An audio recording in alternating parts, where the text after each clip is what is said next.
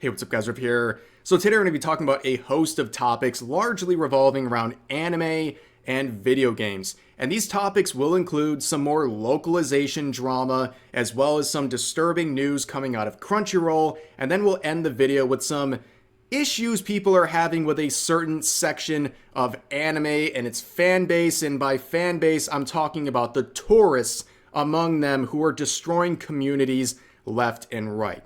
So we're going to begin with the localization drama. Now, if you've been paying attention to this channel, you definitely see the parallels between localizers and a lot of people in the industries like the gaming industry, for example, where you have developers and community managers who are basically activists who are cosplaying as someone in the industry, and that's exactly what a lot of localizers are. They're abusing their power and their trust as a localizer to vandalize original Japanese works, to basically push an agenda that they want, or even to include stupid Zoomer language or other things they're fond of. Now, today's story is going to be focusing on this localizer, or at least we're going to begin with this one. This is a localization editor at NIS America, and they helped produce the localization of Trails Through Daybreak 1 and 2. Now, they made this post, which got a lot of negative attention for reasons I will make very clear. So they said this: work announcement. I was the lead editor on Trails Through Daybreak 2. I edited 2/3 of the main story and was a producer on the game's English dub. I helped a little with casting and provided supporting direction during all of the game's voiceover sessions at PCB. Now, later we're going to be talking about one of the voice actors involved with this dub, so definitely keep in mind that this individual helped with the casting as well as the voiceover sessions for this game. Now, they go on down here to say it was an honor working alongside the talented colleagues and yada yada yada, and they say, I love Daybreak 2, and anyone who knows me will tell you how much I adore Falcom and the Trails series with how much I yap about it. I hope you all love their game as much as I do. Please let me know what you think. Now, you can see based on the number of likes versus the number of replies and the quotes, people really let this localizer know what they think about this dub and localization they were responsible for. And you can see this comment right off the bat saying, I'm not going to give you hates, but come on, man. What in blazes made you think Riz was a good call to make? Oh boy. What are we talking about? Well, I found some screenshots of what they're referring to, but I actually found the dubbed clip of this specific mention, so let's give this a quick listen. It's not like I don't trust S to be faithful, but I'd better start upping my riz just to be sure. Yeah, it wouldn't be a localization controversy without Zoomer language and humor being shoehorned into a translation. Clearly, that's not what it said in the intended Japanese dialogue, and this translation is unnecessarily adding in this Riz language in the sentence. And a lot of people who defend this stuff constantly, they'll say, oh, Rev, what's the big deal? Well, if it wasn't a big deal, then why did they change it in the first place? And also, I think this denigrates the product. It is vandalizing the product. It's making it worse. And I think that is a pretty objective thing to say, because they're taking a straightforward translation and they're taking out words and replacing them with modern buzzwords like Riz that will be outdated eventually. This sentence might not make much sense to people in a few years when people stop using the phrase Riz. I doubt people are going to be still using the phrase Riz years from now, and if you're consuming this product years from now, you might be a little bit tripped up. And not only will it be a cringe, it might not make a lot of sense to people. This is literally hurting the product for no other reason than being a quirk chungus localizer wanting to insert this nonsense in their product. But it gets worse. We see the other facet of localizers, and that is their activism. And this is the much more pressing issue of localizers. When they're trying to insert their own agenda into the product, they are localizing, and they're trying to change the meaning of dialogue, characters, and stories to push their preferred agenda. And this is happening again with this right here. You can see this person saying you should be fired and blacklisted then, referring to this localization saying, I was just wondering what pronouns to use for you, referring to this character. And this is the translation that says, I'm not really sure. if I should be saying thanks sir or thanks miss, referring to a somewhat ambiguous character. But here, they're making it much more clear that they're going for a non-binary or trans character type of hinting here by saying, I was just wondering what pronouns to use for you. Obviously, this was fine in and of itself. It pushed exactly what the Japanese dialogue was going for, but this one takes a different angle and one that seems to be very politically motivated. And of course, people start defending this immediately, beginning with the journalists who made an article right when this localization was made saying Trails Through Daybreak proves games can be normal about trans people. So they are literally planting the flag down and saying this is a trans character. They have rewritten this character and these journalists are trying to confirm it, right? They're working in tandem as it seems. But on top of that, you get this individual, John Patnude. I'm definitely not pronouncing that right. I'm not trying to be smart. Clearly I'm not pronouncing that right. But this is the voice actor of the character in question. So they say this in defense of the localizer, saying, "Hi, Quatre's VA speaking. Everyone giving Andrew shit in the replies to his post should be ashamed of themselves. He worked his ass off for Daybreak 2 and has so much love for this series as a whole. Pay the haters no mind, Andrew. You're amazing." This would not go over well. A lot of people would be clowning on this post, and as you can see, I'm blocked by this particular VA. But seeing this message at the end here, this would have just been a better DM than a public post. If you want to give them some sort of support, you're just kind of adding fuel to the fire here. But clearly, if this person loves the series so much, they would respect the original works and their intended messages. But on top of that, having a love for a franchise doesn't give you an immunity card to localize things however you see fit. Now, a lot of people are clowning on this individual, this VA, speaking up because it all seems just too convenient, right? Remember, when we were talking about this localizer and their work announcement here, they said they had a part to play with the casting and also the voiceover work of this game and how they did their voiceover sessions. So how convenient that this individual would immediately come out and defend them. And we're talking about some character that's having these non-binary, possible trans angles going on here. And then you look at the bio of this voice actor and it's just pure activism. Again, voice actor. And then you got the watermelon emoji here. And then they/he, non-binary. It just seems a little too convenient that we're doing this shoehorn in this change in direction here, and it just so happens that the voice actor behind this character is also non-binary. It makes people think that you're trying to insert your own gender ideology into this established franchise and story. And then you see some tweets like this where they say trans actors should be able to tell their own story, period. Okay, great. That sounds agreeable. But you can tell your own story without rewriting existing ones to shoehorn in trans themes or non-binary themes or anything like that. Just make your own story instead of taking an established dialogue from an established franchise and trying to change it around through a localization to change the message. I think that is offensive. And if you want to make your own story, great, go do it. But don't vandalize an existing one.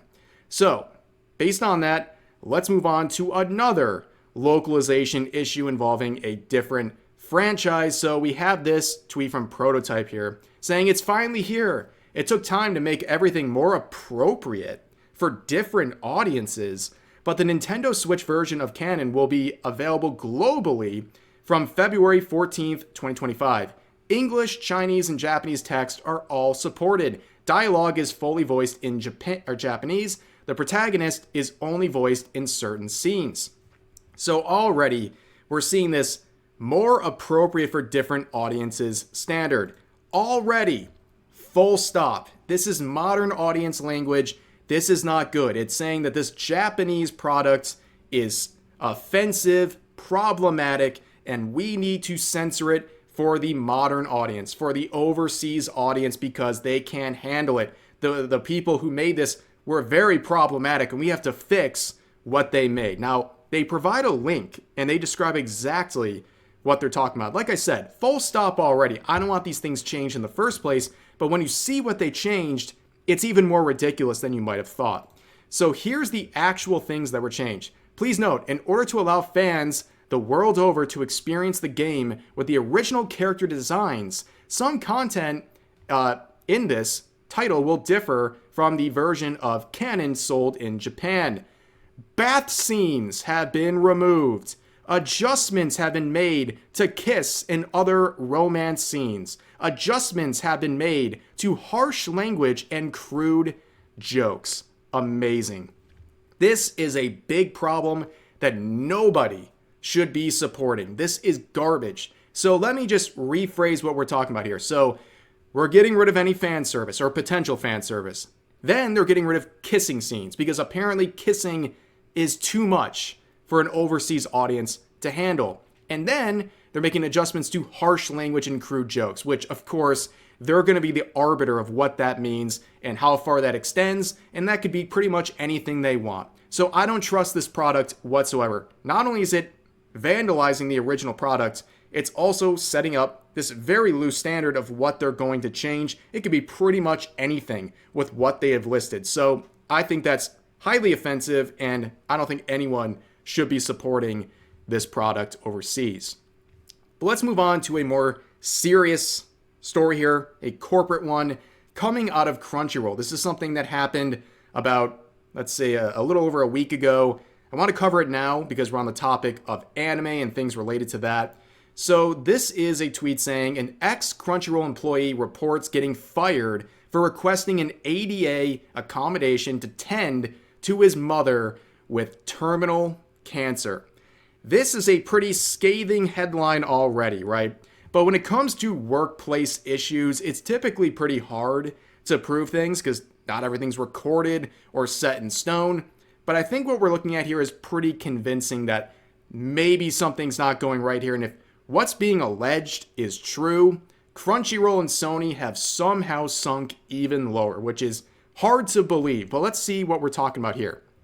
So this individual posted this on their LinkedIn saying how Crunchyroll treated me after my hardest year. I never imagined I'd be writing this post. I gave my all to Crunchyroll, working nights and weekends, driven by passion for the fans and the platform, even while facing one of the most devastating challenges of my life, my mother's terminal cancer. I remained dedicated to my work. With the stress, depression, and anxiety became overwhelming, I requested an ADA accommodation, a reasonable step that should have been met with understanding and support. Instead, I experienced hostility. A manager I didn't even report to cursed me out and made an extremely obscene gesture during a workplace conversation. I documented the incident and reported it to HR. Instead of taking corrective action, I noticed a shift in how I was treated. Subtle at first, then more overt. I raised concerns about workplace treatment, professionalism, and respect shortly after Crunchyroll made the decision to terminate my employment, citing a policy violation. They then offered me severance in exchange for silence. The manager in this photo, he remains employed. Meanwhile, I now have no income while I care for my mother, a 52-year-old substitute teacher who is battling cancer and a broken U.S. healthcare system that has left her unable to afford treatment. Leadership knew, HR knew, yet this is how they responded. I share this not just for myself, but for the many professionals out there who face retaliation for speaking up, who are forced to choose between their livelihoods and their dignity. Now, this is the post that is included. Now, of course, like I said, it's hard to prove a lot of things that happen in a workplace environment. You don't have everything documented. And when they said this employee made a rude gesture to me, it's like, will you be able to prove that? Apparently so. Here it is. This is the manager that he was discussing to, allegedly, flipping him off on camera. I'm assuming this is like a Zoom call or something. What context does this make any sense? What context does this not make Crunchyroll look awful? So you have these very serious allegations, and this is the first tangible proof we see. Not a very good look for Crunchyroll and Sony. And like I said, their reputation's already in the mud, so how much worse can it get? I don't know. Hopefully we'll see some updates regarding this story and its very serious allegations soon enough. But let's move on to something that I've been seeing on Twitter. This isn't anything new. It's been going on for many years. But there are some very serious issues going on social media when it comes to anime-related fandoms and in this case, a lot of tourists. Okay, it's no secret that since 2020, especially during the pandemic, there was an influx of people who started checking out anime, right?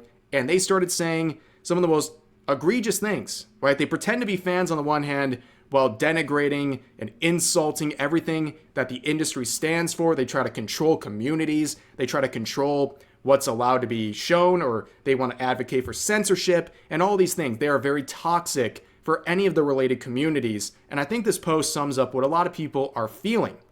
So it says, anime fans are seen as weirdos. Make our own subculture for ourselves. Normies during pandemic realize anime is actually amazing. Join our culture. Try to kick us out of our own spaces we built when they kicked us out of the normie space to begin with. Where do we go? And that's a very fair point. I think that's exactly what has happened. People have been literally attacked for just being regular anime fans for years and years by a new wave of people who are the most unhinged people you will see. But some people are trying to rewrite history. This person quoted that previous post by saying this. It actually went more like this. Anime is a niche, but respected hobby.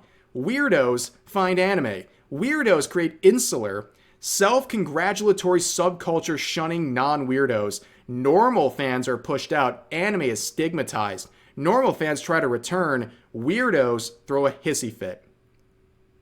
Yeah, okay, buddy. That definitely happened. And as you can see, the reaction to this, 178 likes, 500 comments, and nearly 400 quotes, all dunking on this because this person's trying to gaslight you and literally rewrite history. This is the exact opposite of how things have happened. People have tried to appropriate spaces that were dominated by anime fans for a long time, and now those same anime fans are being attacked and ostracized for things that have been completely fine for a very long time. And I don't know how anyone is okay with this. It's an annoying trend, and the pandemic is largely responsible for this big shift. But I want to move on to one more tweet a lot of people are talking about here. This is a very strange one. So people are responding to this tweet saying, thoughts on Spy Family. And you can see this tweet gets 50,000 likes. A lot of people agree with this. It says, so aggressively heteronormative that watching it almost feels like conversion therapy. Besides the word salad here, are we serious? What are we talking about here? You can't even watch Spy Family, something that's based on a traditional family, without calling it heteronormative and feeling like conversion therapy. I think it's not that deep. Then I saw this too. So this individual says, the amount of people saying yes to my question is concerning. So you have the original tweet here, and they respond by saying, you say that like a nuclear hetero family show is a bad thing. And what they're referring to is just a traditional nuclear family setup. Mother, father, child, right? A happy family, a stable one. And they ask this question, you're showing this, is it supposed to be like a bad thing? And people immediately start responding with yes. Now, if you just look at the profile pictures alone, everything adds up. But yeah, this is like the most fatherless behavior I've ever seen in my life. People are mad about the concept of a nuclear family.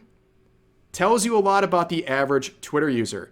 Now, the original poster of the heteronormative post here says, in response to criticism, do people really not understand that the show about characters who have to hide what makes them abnormal while pretending to be a normal family in order to conform to societal norms might be heteronormative? Oh man, the buzzwords and the word salad off the charts. But I just don't think it's that deep. The reason they hide who they are is because one is a spy, one is an assassin, and one is a telepath. That's why they hide their identity. It's not some sort of an allegory for anything. You're thinking way too hard about this. Like, I'm not even trying to rag on this user or anything like that. I just think people want to come up with the latest hot take, and they just sound crazy. This sounds crazy to the average person. And again, like, I look at the original tweet, it's got 50,000 likes, and almost everyone's disagreeing with it. It's so weird. It's so against any sort of organic interaction on social media. Everything seems so forced. Everything seems like it's botted. It's very strange. But I brought up these previous examples to show there's a lot of wacky stuff going on across the fandoms of anime, on social media. There's all kinds of walks of life, and people really have lost the plot of just enjoying a great medium. And we're seeing so many people affecting this negatively, whether it's the localizers, whether it's people like Crunchyroll, or even some users trying to start trouble over the most mundane things. But that's where we are, and that's also where we're going to end this video. So as always, feel free to share your thoughts about today's topics in the comment section down below. Hope you guys enjoy the video, and I'll see you next time.